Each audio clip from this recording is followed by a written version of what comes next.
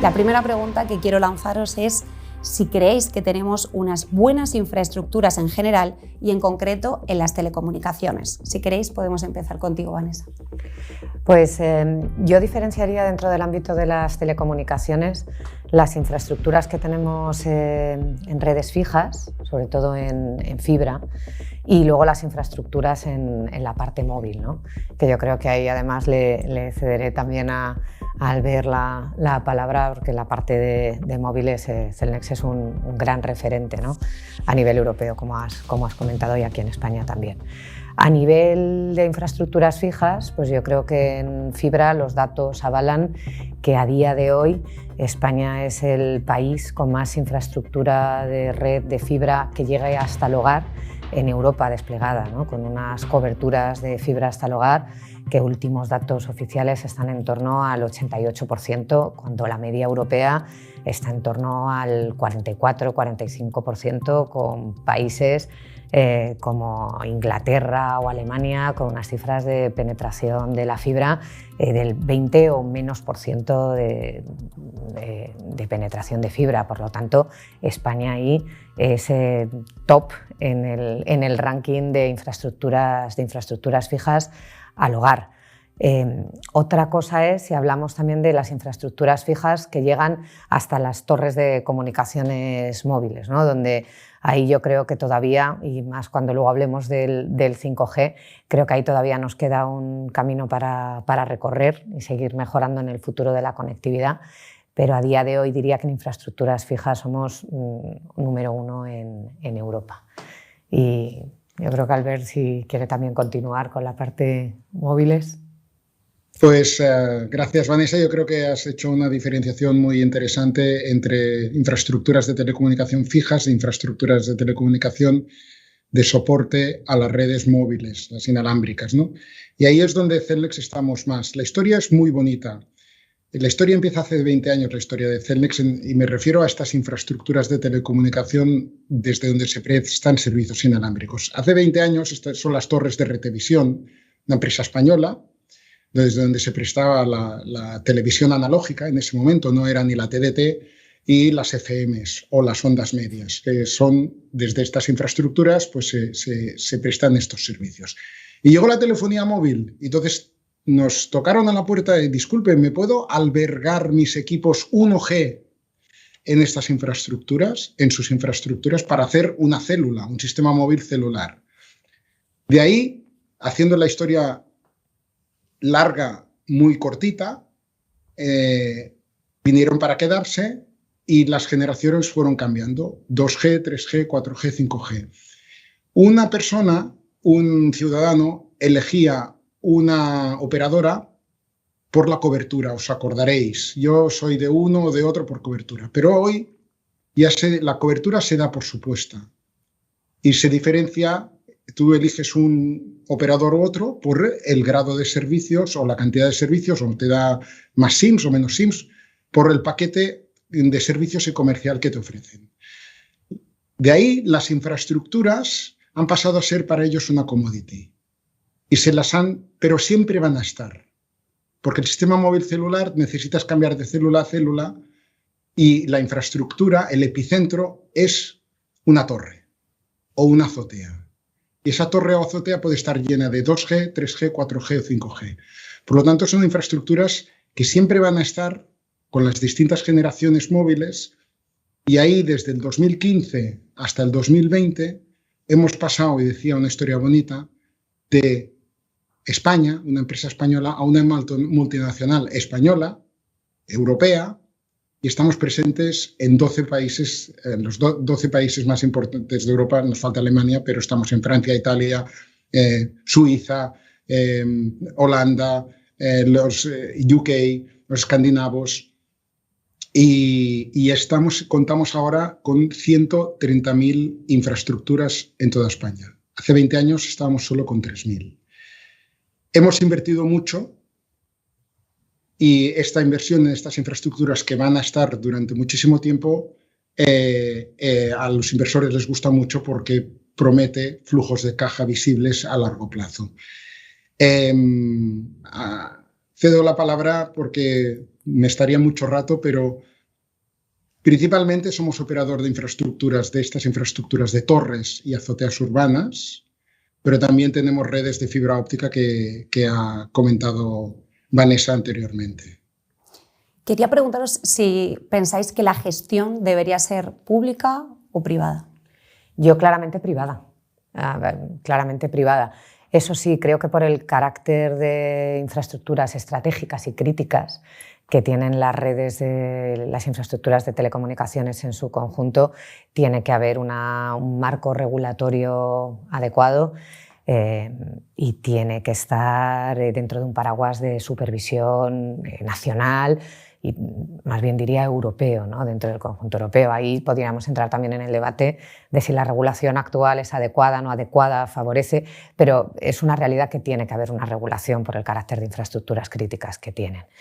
Otra cosa, aparte de la regulación, el papel para mí fundamental de los gobiernos aquí tiene que ser el fomento y el apoyo a ese desarrollo de estas infraestructuras tan críticas en zonas que a lo mejor económicamente no son tan atractivas para los operadores de telecomunicaciones o operadores de infraestructuras, ¿no? Y los programas, por ejemplo, el programa único que hay de subvenciones para el desarrollo de fibra a nivel rural ha sido un dinamizador que ha permitido esas tasas tan altas de penetración de la fibra en España, y a nivel ahora también de las infraestructuras móviles, todo el programa de los fondos europeos tiene que ser un claro dinamizador y catalizador de ese desarrollo de infraestructuras 5G, lo mismo en zonas rurales que económicamente no sean rentables. Ahí es donde yo creo que tienen que estar la parte del gobierno.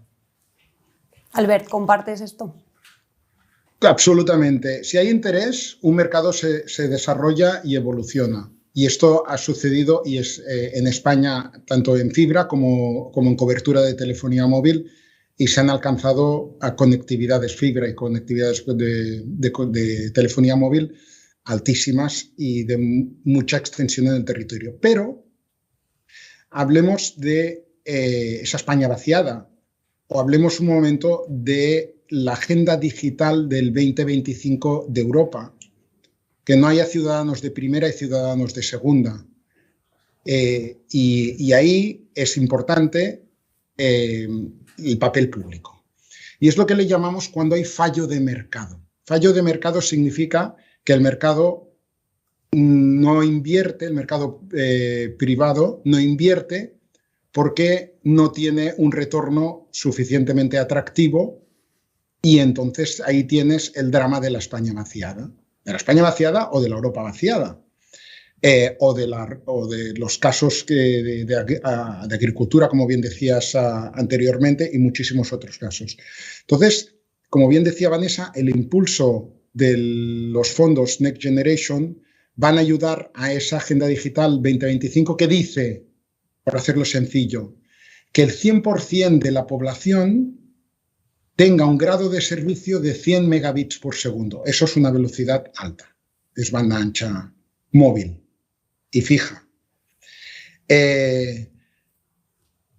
Si estamos en un pueblo pequeño, las inversiones no las va a cometer un privado. Ahí necesitas el papel público. Y estos son los fondos de nueva generación. Y Europa y el gobierno español y las comunidades autónomas están haciendo. Ahí rompo una lanza a favor de toda la labor que están haciendo para poder aprovechar esta oportunidad de no hay mal que por bien no venga. En esto de la pandemia, ahora tenemos el bien de los fondos Next Generation para llegar a coberturas rurales que no se ha llegado nunca, ni se llegaría en 20 años más. No se ha llegado en 20 años, tampoco se llegará en 20 años. Pero con una buena ayuda pública a estas zonas de fallo de mercado se podrá llegar. Vamos en el tren, se corta y es muy pesado, pero no solo el AVE, sino el convencional o el cercanías, que es el que más transporte de viajeros acomete diariamente, y se corta. Incluso en túneles bajo grandes ciudades como Madrid o Barcelona se corta. La cobertura ininterrumpida en trazas ferroviarias también es otro apunte, otro eje y medida importante de los Next Generation. Cobertura en hospitales, hacer hospitales 5G. Y podría dar muchísimos otros ejemplos.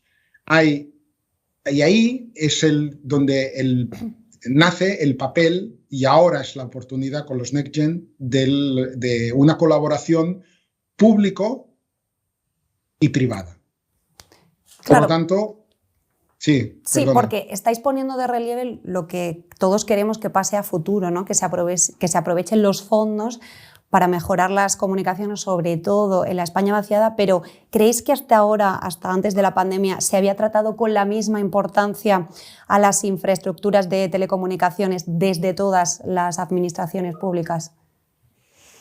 Hay una realidad, y comentaba Albert, que si no hubiéramos tenido la pandemia, que ha servido de catalizador para poner en relieve el valor de todas las infraestructuras de telecomunicaciones, y la capacidad también de obtener los fondos para estas inversiones, que son unas inversiones muy cuantiosas, el ritmo de inversión habría sido muchísimo más lento, ¿no? Y estaríamos hablando, pues, de adelantos hasta de 10, 15 años que se pueden producir con los fondos europeos. Depende a quién preguntes, o sea, siempre vamos a querer más, ¿no? Y que las infraestructuras estén siempre en el foco, pero sí que es verdad que históricamente ha habido programas para asegurar estas penetraciones de fibra que, como te comentaba antes, ¿no? Que todos los años cuentan pues con partidas de 200, 300, 400 millones de euros en desarrollo de redes en estas zonas de fallo de mercado, como decía Albert. Si comparas esos volúmenes con los NextGen, es verdad que quedan, parecen muy pequeños, ¿no? Pero sí que han servido para asegurar esas redes que, como os digo, desde mi punto de vista a nivel europeo, son un ejemplo. Sí, correcto. Ha habido, podríamos decir, un crecimiento orgánico, una colaboración público-privada orgánica, hasta ahora que tenemos un cambio estructural y tenemos un salto cuántico gracias a los fondos NextGen. Y me encanta cuando dices, Vanessa, que este salto se hubiera llevado a ejecutarlo en decenas de años, 10, 15 años o 20 años, o ni se hubieran ejecutado, como comentábamos anteriormente. Por lo tanto, sí que ahora es un crecimiento muy cuántico, muy de cambio de orbital, ¿no? Muy inorgánico. No quiere decir que no se venían haciendo deberes anteriormente, desde un punto de vista público y desde un punto de vista privado. España ha hecho unos deberes, aparte del salto cuántico de los Next Generation, que hay que ejecutarlos, y se está haciendo los deberes para ejecutarlos. España, en este crecimiento orgánico de cobertura, ha hecho una labor, yo diría, en mi humilde opinión, que mejor que muchos otros países europeos, en fibra y en móvil. Vamos a dar paso aquí al segundo bloque. Vamos a hablar del sector de las infraestructuras de telecomunicaciones como un sector en auge. De hecho, se ha visto en bolsa un 2021 espléndido. ¿Creéis que el mercado está apostando con tanta fuerza por este sector, recogiendo, ¿no?, los beneficios a futuro y la importancia que va a tener? Yo creo que se ha juntado la tormenta perfecta en sentido positivo para el sector de las infraestructuras de telecomunicaciones en este año.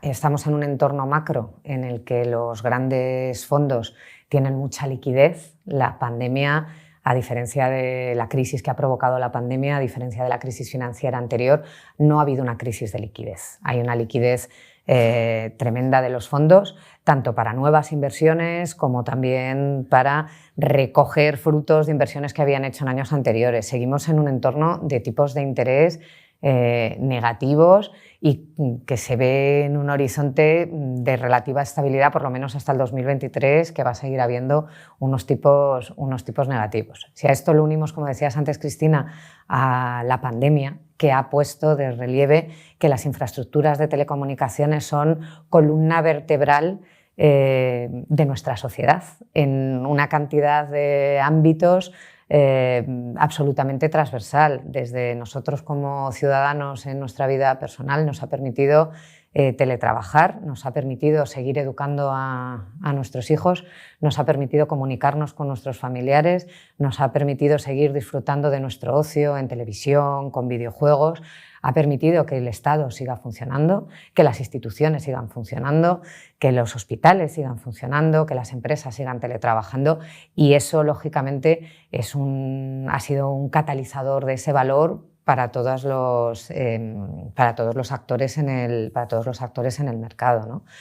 Y todas estas piezas, y también lo comentaba antes Albert, ¿no? Son infraestructuras que por esta parte tan crítica que tienen están generando un claro retorno. Mete en la coctelera además los fondos Next Gen y tienes un panorama de crecimiento no solo en España, sino en Europa, que, como decía, los niveles de penetración de la fibra hasta el hogar son muchísimo más bajos que los de España. Tienen que venir inversiones, se hablaba de más de 125.000 millones de euros en inversiones en fibra en los próximos años en Europa. Es lógico que los inversores en el mercado tengan un apetito por este tipo de activos. Albert. Sí, preguntabas que por qué el mercado apuesta con tanta fuerza, ¿no? Entonces, el mercado, estas infraestructuras de las que estamos hablando son de futuro, son de largo plazo, han venido para quedarse, no estaban hace 20 años. Es que echemos la vista atrás, son muy recientes, ¿no? Pero ¿van a estar mucho más tiempo? Sí. Sí, el sistema móvil celular, como decía, cambias el 2G, el 3G, el 4G, el 5G o el 6G, pero necesitas el epicentro, necesitas la torre, la azotea. Pero Germán lo va a hacer muy fácil.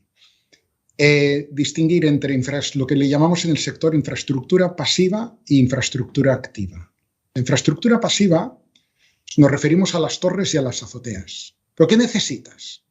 Pues necesitas un terreno, una torre, un vallado, un camino de acceso, una cometida eléctrica, poca broma, un control de accesos, un cuadro, un grupo electrógeno, un sistema de alimentación interrumpida, un acondicionamiento de clima, que los equipos no se asen porque están en las montañas o les irradia el sol, o en las azoteas. Lo mismo en las azoteas, necesitas acondicionar la azotea.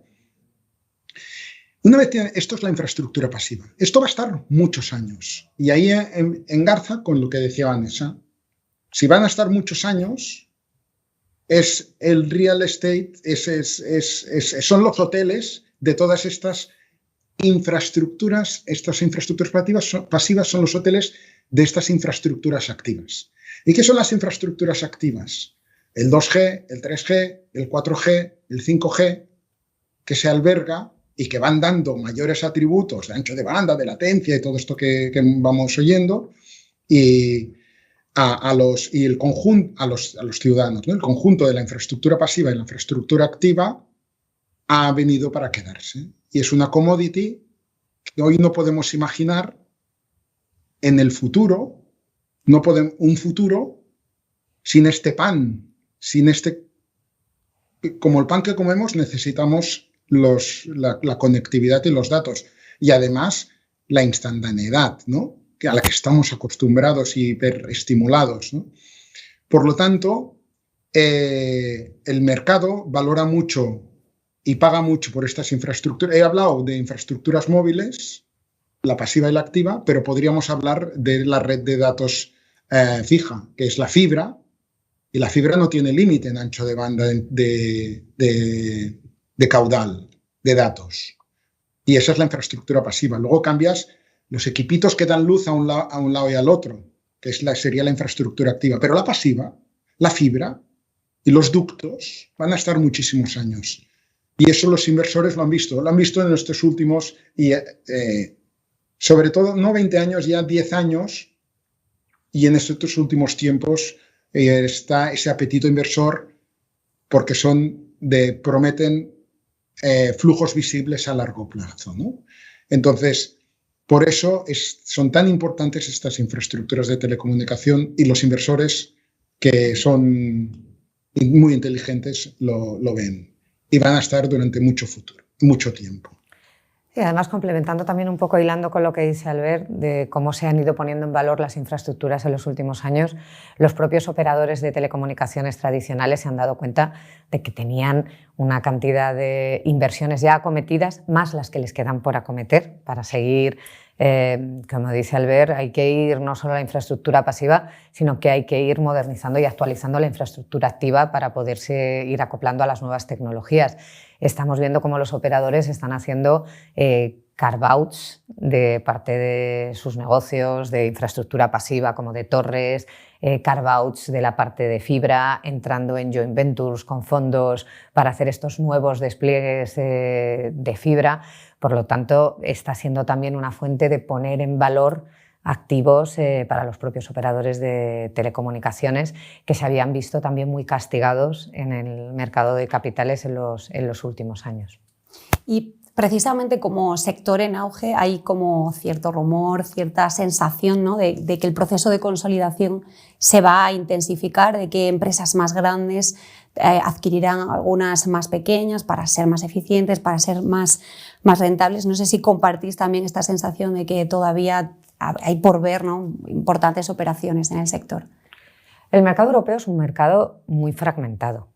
Comparado con un mercado como el americano o China, ¿no?, si los ponemos como grandes referentes, es un mercado fragmentadísimo, con altísima competencia y que está pidiendo a gritos consolidación. Ha habido ya ciertas operaciones de consolidación y yo pienso que va a haber, tanto en los operadores de telecomunicaciones como dentro de la parte de los operadores de infraestructuras, operaciones para alcanzar masa, escala y ser mucho más competitivos a futuro. Aquí tenemos, como decíamos al principio también, la regulación.